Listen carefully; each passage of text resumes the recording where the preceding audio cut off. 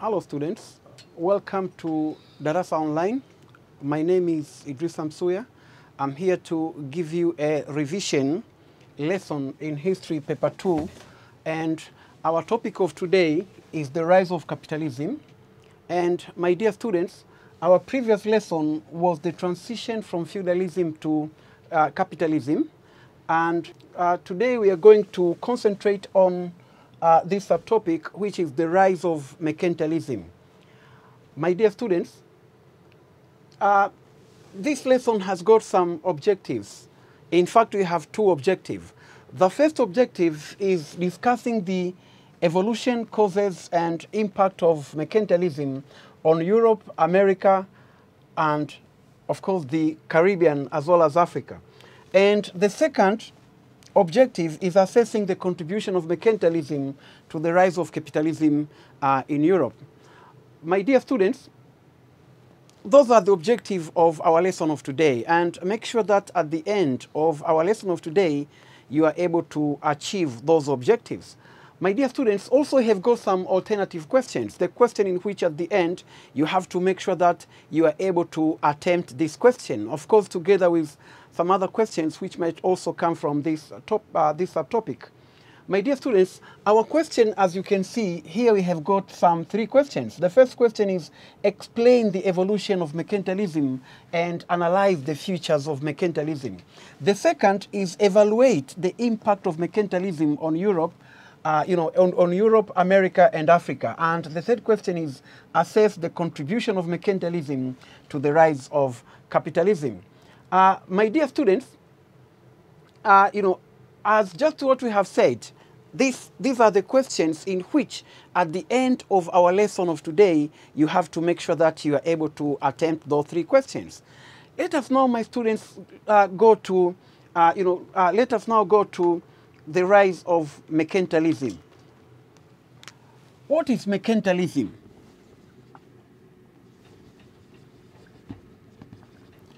What is mercantilism, my dear students? Mercantilism is a system of accumulation of capital. System of accumulation of capital, of course, which is characterized by overseas trading. Characterized by overseas trading, whereby the traders are traveling very far from their countries to look for goods and buy those goods at a cheaper price and bring them back to their country and sell them at a higher price. So for that case, I can say, my dear students, this is the system in which the traders are, looking for maximization of profit. Maximization of profit. This is what it means by mercantilism. But in this definition, my dear students, I spoke about overseas trading. Overseas trading. A word overseas here is used to mean a long distance trading. A long distance trading. That means a trading which covered a long and wide geographical areas. That's what we mean by mercantilism. My dear students, as you can see, this mercantilism, this word mercantilism was first used by a man called Adam Smith. Adam Smith. Adam Smith, my dear students, is referred as the father of economics. Father of economics. And he used this word mercantilism in his book called A Wealth of a Nation. Wealth of a Nation.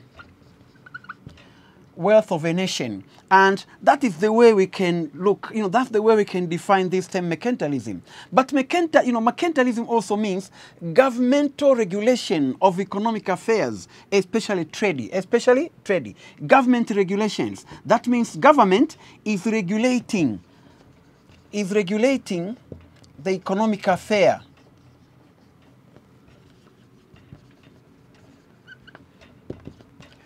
of the state, even though it allowed the individual to participate in business, participate in trading, but government is always regulating the economic affair of the state. And that's what we call mercantilism. My dear students, as you can see this map shows the goods that Europe was trying to import in exchange for the manufactured goods. And this is what describes mercantilism, my dear students. As you can see, some goods were taken from Asia, and they were taken across Indian Ocean and, to Atlantic and then to Europe. But other goods also were taken from Africa, as you can see these arrows. They were taken from Africa, to Europe. But also slaves also were taken during the time of mercantilism, which lasted for 400 years. Also, African people were taken to go to North America and West Indies to work as the slaves. And also some other goods were taken from America, particularly raw materials, to Europe. So this is what can be used to describe mercantilism. Mercantilism, as I have said, is a long-distance trade which is characterized by overseas trading, whereby the traders are moving all around the world to look for goods and buy them at a cheaper price and sell them at a higher price for maximization of profit. My dear students, let's now go, let's now look at the characteristic of mercantilism. My dear students, let's now look what characterizes mercantilism. What characterizes mercantilism? How are you going to know that the system that a certain country was practicing, it was mercantilism? It has got some characteristic. The first characteristic, my dear students, is the state unification. State unification. During mercantilism, the countries were looking for state unification. Why? Because mercantilism, as the process of accumulation of capital, of course we said it was a primitive, of course we said it was the process of primitive accumulation of capital which was characterized by overseas trading. But my dear students, the accumulation of capital was done by using different kind of ways. One of it, of course, it was slave trading. That means selling some people. The second way which was used to accumulate capital, it was through plundering. There was also looting. There was also kidnapping. But sometimes also, they were accumulating capital, of course, through what we have called trading. That means overseas trading, which of course you are going to see that it was characterized by unequal exchange and so on. So these are the ways which used to accumulate capital. So all these things, therefore, could work very perfect under a condition where there is a state unification. State unification. So the first country developing state unification, my dear students, was Britain. Britain had undergone state unification, and this was achieved in this war which was called War of Roses. That was 1455 to 1485. This war was called the War of Roses, and this sometimes is referred as the War of State Unification, where England succeeded to unite from the small monasteries which were led by landlord and the church, were united to become one powerful country which is led by king. Of course, there was king before, but king was almost powerless. So after that war of Roses, king has been able to unite the country and became powerful. And here, my dear students, we are speaking of King Henry VIII, who fought and united the country. After that state unification, my dear students, a lot of things followed. First of all, there was the establishment of what is called the standing army. Standing army. Standing army. It means before the establishment of standing army, they used to have the army, yes, but those army were not a standing army. That means army were always formed. They were always formed during the war, and after the war, that army has been, has to be disbanded. But because of this state unification, they formed they formed what we call the standing army. Not only that, my dear students, but also the feudal monasteries were abolished. Feudal monasteries were abolished. They were abolished, feudal monastery, as well as feudalism. The feudal monasteries were abolished and their properties confiscated and sold to the capitalists. And so this has to become, one of the very important way state unification has contributed to the rise of mercantilism, that the properties which belong to the landlords were taken and sold to the capitalists. But another thing is, it created a common market and harmonization of trade. Remember, by bringing up state unification, that means if this were some states and they have been unified, that means now they can bring out, they formed what is called a common market. People now were enjoying the market. The market of Britain became larger because before that it means one could not just go and go to other state and sell commodities freely. So, but now because of this, people can move freely from one state to another. So it created what we call a common market, and that has played a role in harmonization of trade. That means encouraging the expansion of trade. And so this is the first characteristic, my dear students, state unification. The second characteristic, my dear students, is the abolition of internal tariff. Abolition of internal tariff.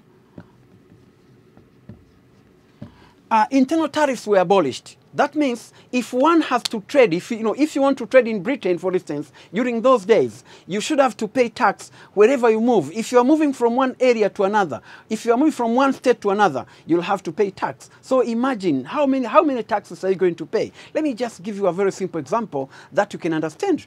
Let's suppose you want to go to Mwanza, and let's assume that all the regions that we have, they are the state. That means if you move from Dar es Salaam and you enter coastal region, you'll have to pay tax. And from coastal region to Morogoro, you'll have to pay tax. When you move from Morogoro to Dodoma, you'll have to pay tax. From Dodoma, let's say to Singida, you'll have to pay tax. Singida, you go to Tabora, you pay tax. Tabora to Mwanza, you pay tax. So ask yourself, my dear students, how much money will you pay until your commodity reach Mwanza, where your market is? That means you're going to pay a lot of money. And this is exactly what was going on in Britain before the state unification. But after state unification in Britain, there was abolition of internal tariffs. The tariffs which were paid when one moved from one state to another.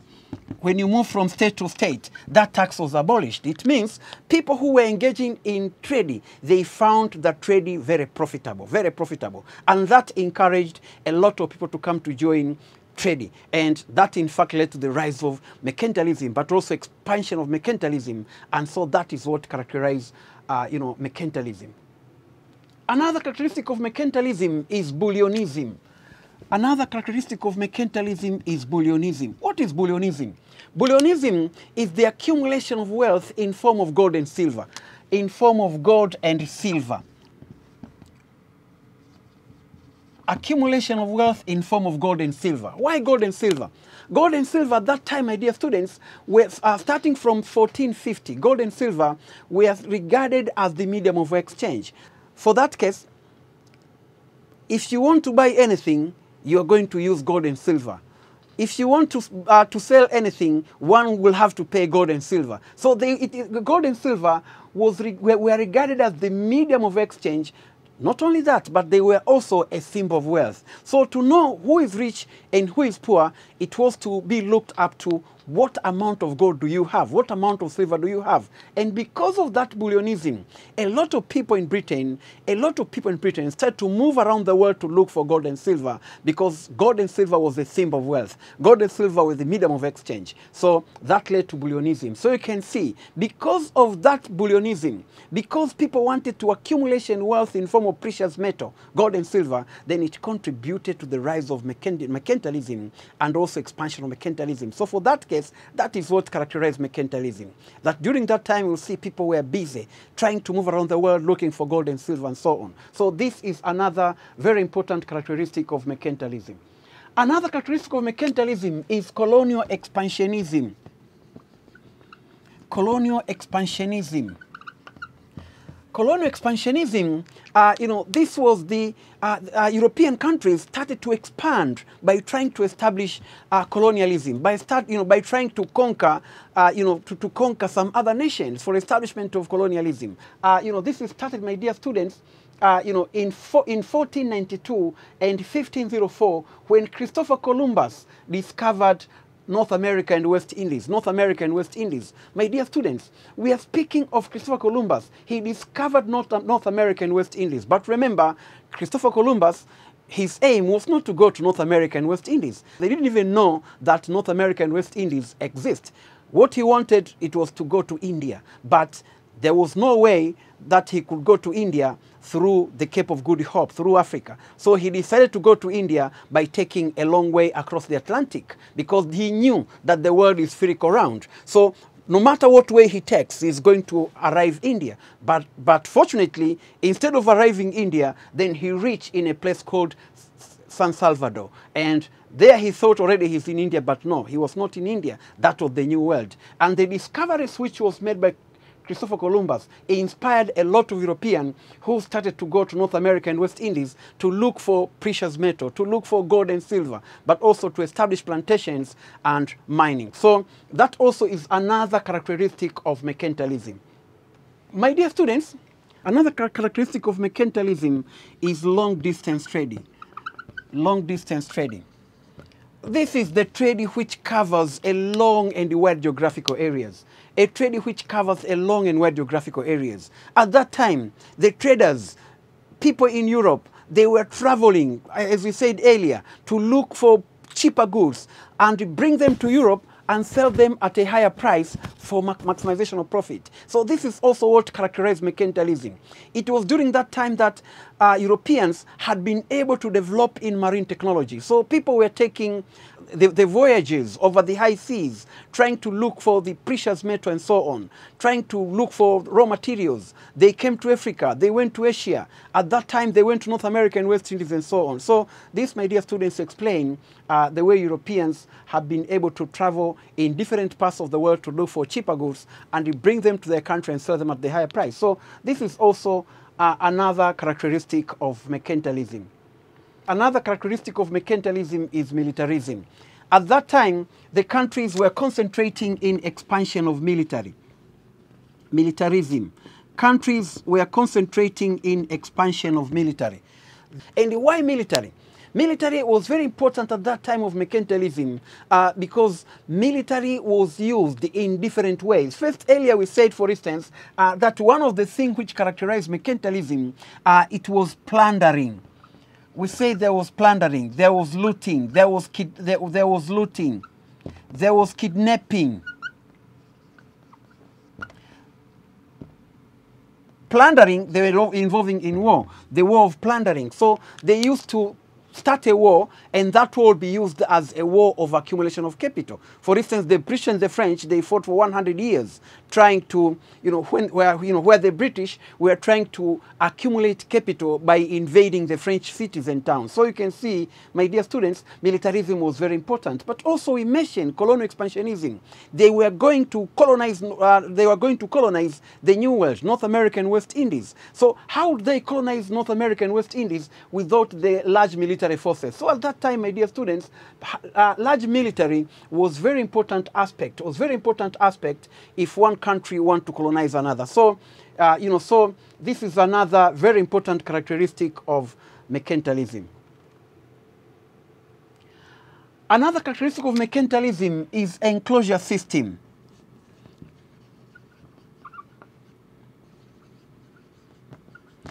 Of course, I'm not going to speak much about this enclosure system. We are going to see, we have seen it already in the previous subtopic, but this is the process of divorcing the producers from their means of production. People who were divorced from their means of production, as we saw earlier, they had no other option but to go to town, and some others decided to engage in trading. And that led to the development of mercantilism. And this is, again, what characterized mercantilism at that time. That during the time when mercantilism was going on, then there was also enclosure system, which contributed to the emergence of a lot of people who were jobless. And those people decided to find a way, find some activities to engage in. And what they decided, therefore, it was to engage in, in trading. And so mercantilism has to expand for that case. My dear students, let's now go and look at another very important aspect, that there is this protectionism. Protectionism was very important policy introduced in Britain. Very important characteristic, protectionism. It was a very important characteristic. Protectionism. Protectionism was introduced in Britain, and one of the things they did, it was deliberately to defend and protect the British industries. For those who are doing economics, they know that, that protectionist measures can be taken and can be of different forms. The first way, it is to introduce what we call high tariff. You introduce high tariffs. Introduce high tariffs. That means to increase the taxes, the tax of those goods which come from, from outside the countries. The aim is to make them expensive over the goods which are produced within the country, so that people can buy goods which are produced within the country. The second thing is to introduce, what is called there is what we call import quotas.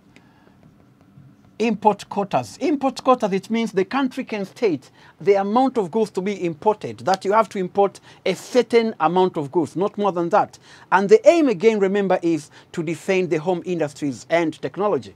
The third way, which is also used, it is embargo. Embargo is to forbid the importation of goods from other countries. That we call embargo. So sometimes country can apply these measures. So in Britain, they were using, such different measures to protect their industries and market. So also, in these protectionist policies, the government of England also passed what was called navigational laws. Navigational laws. Under these navigational laws, my dear students, it was prohibited. For instance, if you read here, that between 1651 and 1673, the English Parliament passed four navigational laws meant to ensure the proper mercantilist trade balance. First, the Act prohibited the use of foreign ship, that no one would allow to use foreign ship. Required the employment of English and colonial marines for the 3/4 of the crew. That means the foreign, the ship that comes to Britain, it must have at least the 3/4 of the, 3/4 of the crew who are the British. Also, you can see the Act prohibited the colonies from exporting specific enumerated products to countries and colonies other, those than other or British. They were not allowed to export raw materials to the colonies which do not belong to Britain. So these are part of the navigational laws, as you can see. Another thing is English Parliament will give reward to Americans who produce a certain raw goods while raising protectionist tariff on some goods to produce in other nations. This is again another protectionist measures. Another thing is American would not compete with English manufacturer in a large scale. That means the Americans would not compete with the English manufacturer. And this again was to defend the British industries. And lastly, English ships were defined as those owned by the Englishmen, including English colonialists, and having a crew of over 1/2 Englishmen, including English colonialists. So these, my dear students, are just the part of protectionist policy. And all these policies, my dear students, were introduced in order to defend the English industries and home market. So, my dear students, these are the part of characteristic of mercantilism. Let us now go to evolution of mercantilism. Evolution of mercantilism.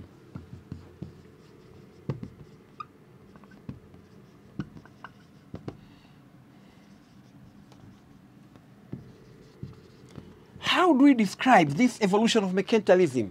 Mercantilism was not the same from the date it started. Remember, it lasted for 400 years. So for 400 years, mercantilism was not the same. Mercantilism, it differed in phases. It used to have some phases. The first phase of mercantilism, my dear students, it was characterized by bullionism. As we said earlier, bullionism is an economic theory that defines wealth by amount of precious metal owned, notably gold and silver. That is bullionism. People were moving around the world trying to accumulate wealth in form of gold and silver. So that is the first phase of mercantilism. However, my dear students, I have to make it very clear. This does not mean that there were no other commodities traded. There were some other commodities. But we are speaking of the hot commodity in the market at that time. It was bullions. It was gold and silver. Remember, gold and silver at that time had been just declared that they are medium of exchange. Starting from 1450, gold and silver became the medium of exchange. Remember, earlier they were using silver, but later they also added up with gold. So for that case, people were moving around the world to look for gold and silver.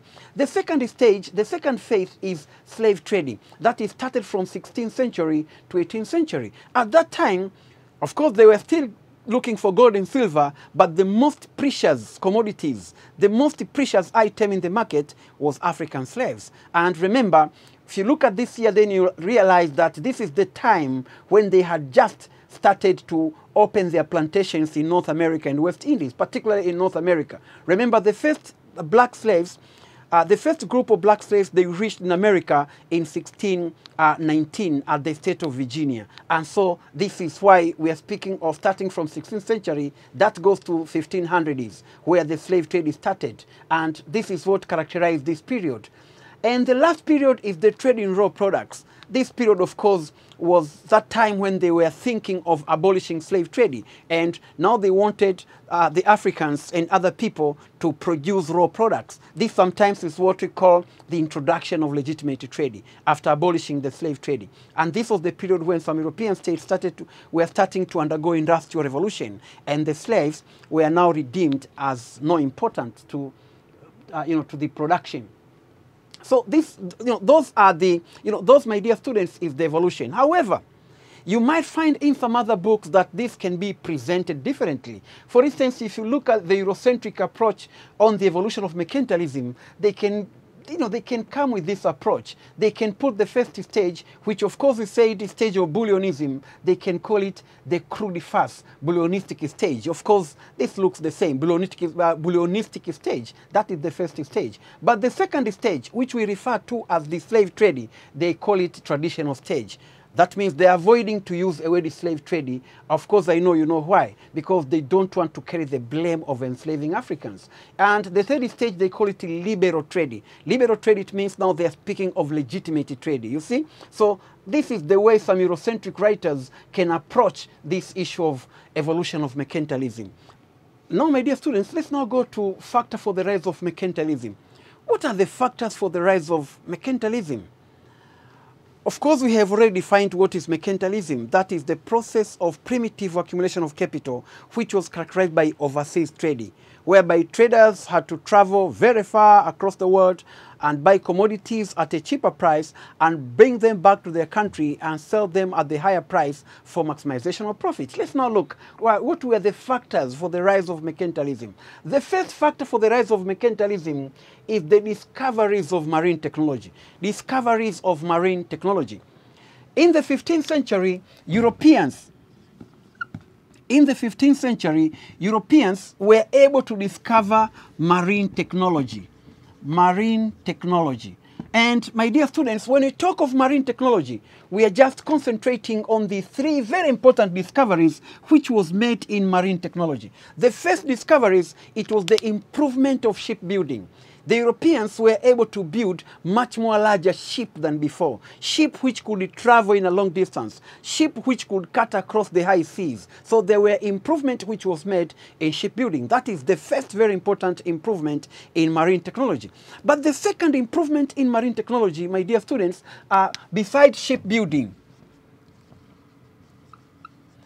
it was the discoveries of clockwatch.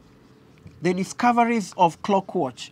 It means before 15th century, there were no clockwatch, and so no one could tell the time. So people who were traveling in the high seas, they could not know exactly what is the date. They could not know exactly what is the time. But discoveries of clockwatch has facilitated the overseas voyage, because now people could know the time, and now people could know how many days one can use if you are traveling, let's say from Europe to America. How many days are you going to use because of discoveries of clockwatch? And the third very important discoveries which was made in marine technology, my dear students, it was the discoveries of compass direction. Compass direction was very important because it was directing people the destination of their trip. You want to go to Africa and you are from Europe, then at least when you have your compass direction, then you can know very simple that my destination, my point that I'm going, it is, for instance, southeast. So you'll have to go southeast.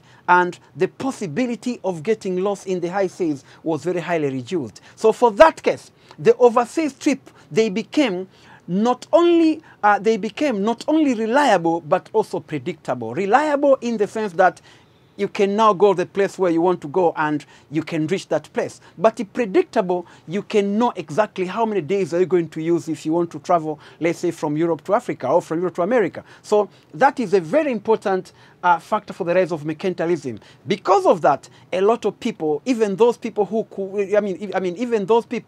were fearful of traveling in the high seas, they joined the trade because now they knew that it is more safer. It is now more safe to travel than it was before. So that encouraged a lot of trader, a lot of people to join mercantilism. So that is the first factor for the rise of mercantilism.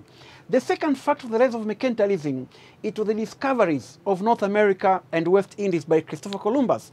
Already we have said about this, that Christopher Columbus discovered North America and West Indies. And after he reached North America and West Indies, they found the indigenous people living there, the Red Indians. And also they found that the area was very fertile, That's why they called it New World. New World because the land was never touched. The minerals were there. Remember, we speak of gold and silver. Gold was mined in North America and silver in South America. In a country like Brazil, there were abundance of silver. Same applied to America. Places like California, for instance, there is a lot of gold and so on. So because of that discoveries, then a lot of Europeans started to move from Europe to go to North America and West Indies, trying to look for gold and silver and also establish the plantations to produce raw materials and food. So that also is another very important factor for the rise of mercantilism. Another factor for the rise of mercantilism is the discoveries of route to India by Vasco da Gama. Discoveries of route to India by Vasco da Gama. My dear students, as you can see, Vasco da Gama was trying to go to India, while while Christopher Columbus has taken a long way of going across the Atlantic, trying to go to India. Vasco da Gama has taken another way of going to India through the Cape of Good Hope. Here is the Cape of Good Hope. So he was trying to go to India through the Cape of Good Hope. And then, of course, later he reached India. But on his way to India, remember he was going to India to look for gold. But then, reaching in West Africa, he found there is gold which was mined in Ghana. He reached in East Africa, there was gold which was produced in Zimbabwe, At that time, it was called Mwanamutapa Empire. And so, all the places that he has passed, then he sent the message back to Portugal, and a lot of Europeans came to that area to join. So for that case, you can see the discoveries of the route to India by Vasco da Gama in 1497 is considered to be one of the factors for the rise of mercantilism.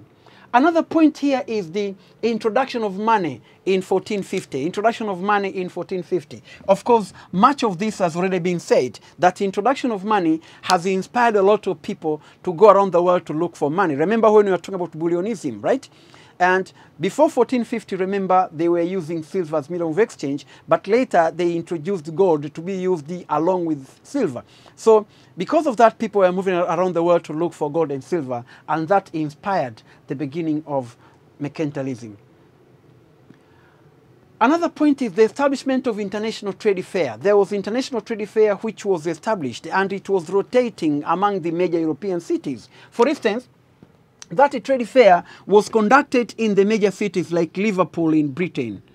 There was also Bristol in Britain.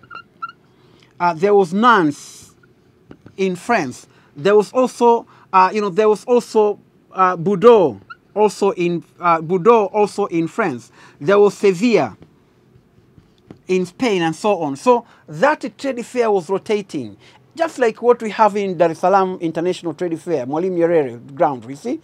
People are coming all over the world to attend that trade fair. And those people who are coming to attend that trade fair, in fact, they are doing businesses. And that leads to a lot of traders to join. And so in Europe as well, it contributed to the rise of mercantilism, because people from different countries, they were coming to attend those trade fairs. And that led to the rise and development of the so-called overseas trade, which is what we mean by mercantilism. Another thing is the poor productive forces during feudalism. Because of poor productive forces,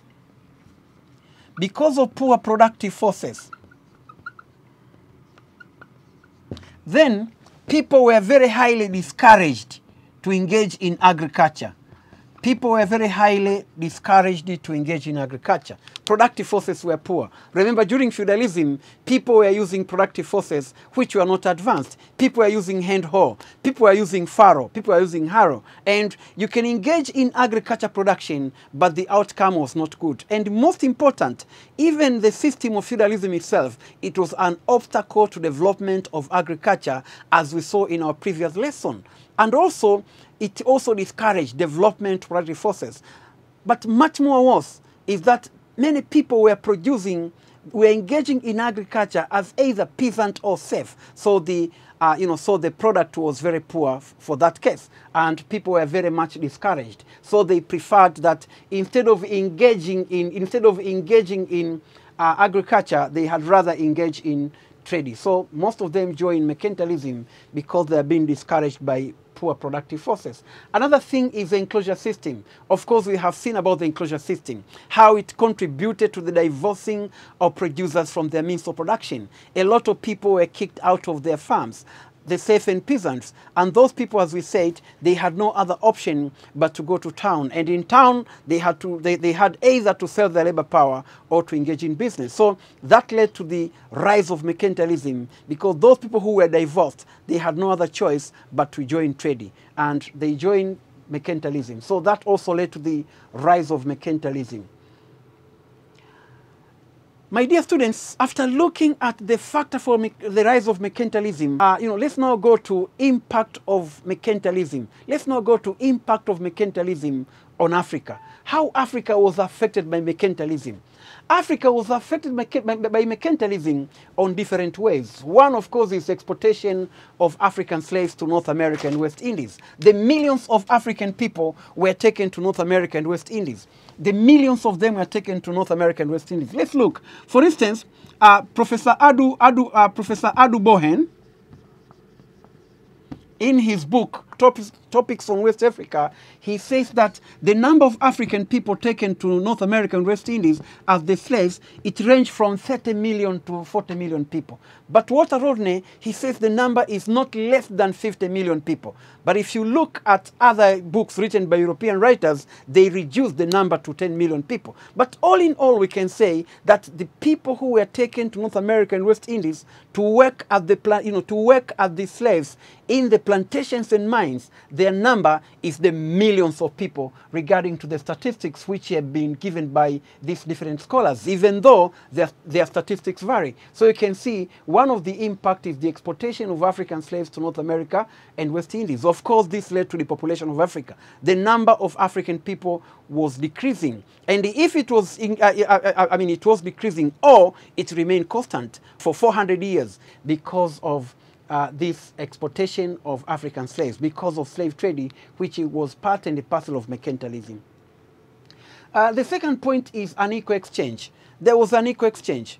There was unequal exchange. Africans were providing the commodities of very high quality compared to what they were given by Europeans.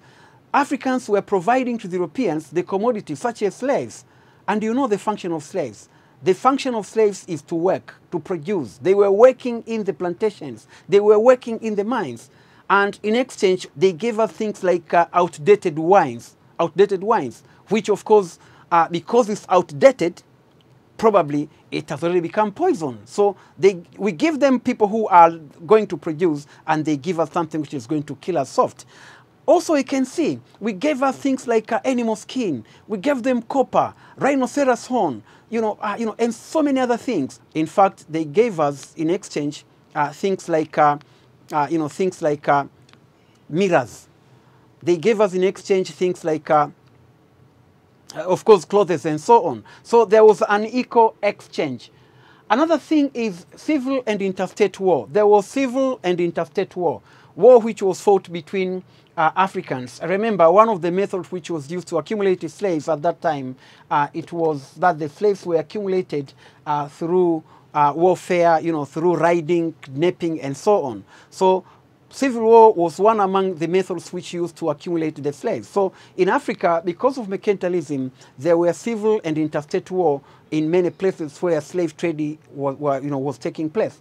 Another thing is judicial and political stagnations. Judicial and political stagnations. There was judicial and political stagnations. And what does this mean? It means that because of slave trading, the African legal system was reduced. Whatever crime somebody has committed, the punishment of that somebody was to be sold as the slaves. If, for instance, you have killed a person, you are going to be sold. If, for instance, you have just rejected to obey the order from the order from maybe the king or the authority, you're going to be sold. So the punishment, all punishment were reduced to be sold as a slave. So that is what Adubohen called, juridical and political stagnations. Another thing is destruction of African culture. Destruction of African culture. African culture was destroyed by importation of European ready-made goods. And remember, culture is the total way of life. So things like clothes, for instance, those things explained as drinks, or drinks, wines, and so on, they played a role in destroying African culture. Another thing is mercantilism led to the late development of cashew crops. In some places in Africa, production of cashew crops was deliberately discouraged. It was discouraged because they wanted Africans to become, slave labor. So if they had allowed Africans to produce cashew crops, then probably the shipment of slaves could not be possible because Africans would have remained in Africa to produce cashew crops. So in a place like West Africa, for instance, the production of cotton, which has started much more earlier, it was very highly discouraged. In Guinea Coast, for instance, people were producing cotton. And the cotton of Guinea, according to Walter Rodney, it was much more thicker than cotton which was produced in Manchester. So you can see that one was discouraged. Why? It's because they wanted Africans to become the slave labor. Another impact is the introduction of Christianity. Christian religion was introduced in Africa. Many people think and believe that Christianity was introduced during colonialism. No, in some places it was introduced much more earlier. Even though, of course, before Europeans introduced Christianity, there were already existence of Christianity in countries like Egypt and, in Egypt and Ethiopia. The Coptic Church of Egypt and the Orthodox Church of Ethiopia, they used to exist long before the introduction of Christianity by Europeans in Africa. But in West Africa, for instance, Christianity was introduced in the 15th century by the Portuguese, who built the church in 1482 at the Cape Coast, in Ghana. Also, the French and the Spanish Capuchins and the French Dominicans also sent out mission to West Africa between 1637 and 1704. Another point is exploitation of African resources and antiquity. African resources were exploited. We are talking of, Europeans took from Africa some items like sugar, paper, grain, ivory, wax, and gold, and so on and so forth. And of course, I said already, in exchange, what did they give us? They gave us things of very low quality and so on. Let's now look at the impact of mercantilism on Europe and North America. I'm going to go very fast because this is going to be discussed in the next subtopic. The first is industrialization, of North America and Europe. The second is development of financial institutions. Of course, we are going to see this in detail in next subtopic. Another thing is the rise and development of seaports. The seaports, especially those ports which used to receive slaves, they develop and became very highly developed. Also, we talk about the emergence of Black Americans. We're also going to see it in detail. There is the rise of commercial bourgeoisie class. The commercial bourgeoisie class, people who obtain their money, of course, from this kind of trading. My dear students, let's now look at the contribution of mercantilism to the rise of capitalism in Europe. What is the contribution of mercantilism to the rise of capitalism in Europe? The first contribution of mercantilism to the rise of capitalism in Europe is that it was a source of accumulation of capital. It was a source of accumulation of capital. My dear students, that's why we consider mercantilism to be the first stage for the rise of capitalism. Why? Because the capitalists of today, in fact, they obtain their capital from mercantilism. And the way we defined it from the beginning is that mercantilism is the process of primitive accumulation of capital. Primitive accumulation of capital. We say the primitive accumulation of capital because the methods which used to accumulate capital were primitive. Primitive, why? Why do we say they were primitive? Because we are speaking of slave trading, we are speaking of kidnapping, we are speaking of methods like looting, pirating, and so on and so forth. If you look at those methods, all of them were illegal. We'll talk about unequal exchange and so on. So it is considered as the source of accumulation of capital. That people who later came to put their capital in the industries. People who later came to invest their capital in agriculture, invest their capital in other businesses, they obtained that money from mercantilism. So mercantilism is one of the very important major source of accumulation of capital. In fact, it led to the rise of the class of people who were called the commercial bourgeoisie class. The second is that it contributed to the development of science and technology. Mercantilism has contributed to the development of science and technology. How? How has it contributed to the development of science and technology? Remember, my dear students, even the process of traveling from one area, from one country to another, from one continent to another, it encouraged the rise and development of marine technology, the rise and development of marine technology. So it is very much associated with the development of metallurgy industries, industries which produce metal, the iron industries. Because if one is building a ship, much of the materials which are used to build ship, it is iron. And so that led to the rise and development of iron industry. So it is very highly associated with development of science and technology. But also it encouraged development of agriculture. It also encouraged development of agriculture because people were not only traveling to sell and buy some goods, industrial goods, they were also traveling to sell agricultural products. So the more they traveled, the more they found a market of their products. For instance, we are going to see in the next subtopic that people who went to America from Europe, they were supplying to America some food, including grain. They were supplying grain to North America and West Indies. So you can see mercantilism has also contributed to development of agriculture because, because people who were traveling to other countries, they were selling some industrial item, but together with agricultural products. But also another point is that it is stimulated to the development of seaports. I said earlier, the seaports. We have spoken about Liverpool, for instance. We spoke about the Bristols, all in England. We spoke about Nantes, Sevilla, Bordeaux, and so on and so forth. Those ports were able to develop. Why? It's because of mercantilism. These ports, remember, at that time of mercantilism, they were very important ports. And Liverpool, for instance, was one of the major slave ports in the world, where a lot of slaves used to be brought first to Liverpool before being distributed to go to other areas. Another point is it led to the rise and expansion of commercial class. I've spoken it earlier here, that it led to the rise and expansion of commercial class. We are talking of the commercial bourgeoisie class. Commercial bourgeoisie class. It was able to rise and develop. Another point is development of money and the money economy. Here we are talking of financial institutions. There was development of money in money economy, that people were able to establish financial institutions. The more gold and silver were accumulated, the more the need of establishing a bank, a place to keep that gold and silver. And you can see the first bank was established in Britain, the International Bank of England. One of the reasons why it was established is because of the gold and silver which was brought to England by by mercantilists and so on. Also, you can look at Netherlands, for instance. They were able to develop Amsterdam as the first financial inland city. Also, you can see some other things like, coin which was used in Britain for the first time. It was called a Guinea coin because it was obtained from the Gulf of Guinea in West Africa. Another thing is provision of slave labor and later cheap labor. Also, slave labor were also obtained, producing very cheap because they were not paid. And lastly, it created a link between Africa and, between Europe and other continents. It created a link between Europe and other continents. In fact, it created a link for exploitation, which later paved the way to colonization of other continents and so on. So this is the contribution of mercantilism to the rise of capitalism. My dear students, let's now break and we'll be back for the question.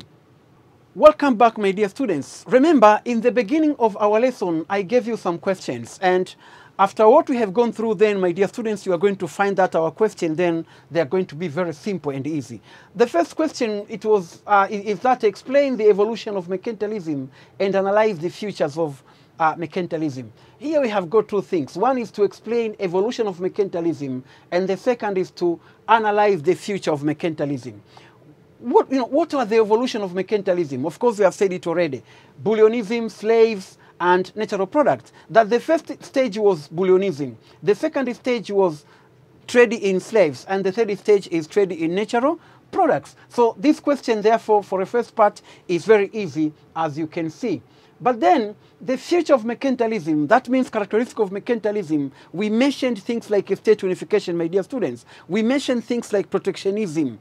We mentioned other like long distance trading. Also there is this abolition of internal tariffs, enclosure system, militarism, and so on. Also this one is making our question very simple because you already know the answers, because you know, as long as we have gone through them in detail during our during the discussion of our lesson.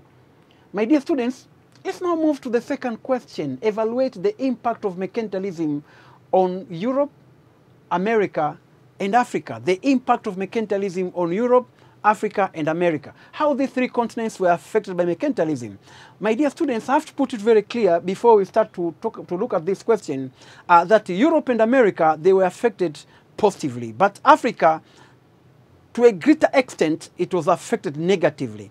I don't say completely. There are some other benefits that Africa obtained from this mercantilism. But if you're trying to put it into percentage, then the largest percentage, in fact, you can say 90%, Africa has been disadvantaged by this mercantilism. Let's now look, on Europe and America. How were they affected? The first way is industrialization. We have said about it. The second is development of financial institutions. We have mentioned the establishment of financial institutions. You can make reference to a bank which is called the Barclay Bank, a bank which was established by two brothers, David and Alexander Barclay. Those people obtained their money to establish that bank from after engaging in slave trading. Another point is development of seaports. We've mentioned them already. Also, they generated capital. We have also spoken about it. Another thing is development of science and technology. It's very clear, and we said about it. And development of capitalism. This is the way Europe and America was affected. Even though, of course, you can add that in America, there was the rise of black Americans. Those people called black Americans today, they could have not been existing if it wasn't mercantilism. And remember, slave trading was part and parcel of mercantilism. Let's now look at the effect of mercantilism on Africa. You can see most of them are negative. We have got the industrialization of Africa. We have got the population of Africa, destruction of African culture, destruction of political institutions, introduction of religion. This is positive. Also, we have got, in general, there is what we call underdevelopment of Africa. So these, my dear students, are the answers to that question. Let's now go to the third question and our last question. Assess the contribution of mercantilism to the rise of capitalism in Europe. We have just finished to discuss this. It contributed to development of science and technology. This is very clear. It encouraged development of agriculture. Very clear. It stimulated development of seaports. It led to the rise and expansion of commercial class, development of money and money economy. That means financial institutions, provision of slave labor and later cheap labor. That means Africans were slave labor, and later they became cheap labor, and also created a link between Europe and Africa. Europe, Africa, of course, and other continents, which we said later it opened Africa and other continents to colonization. My dear students, we have come to the end of our lesson of today. Thanks for watching and listening. Let's meet next time, and our next lesson, my dear students, will focus on this same topic of the rise of capitalism, but we'll look at the next subtopic, which is Africa's contribution to the development of capitalism in Europe and North America. Until then, thanks for watching and listening. Goodbye and have a good time.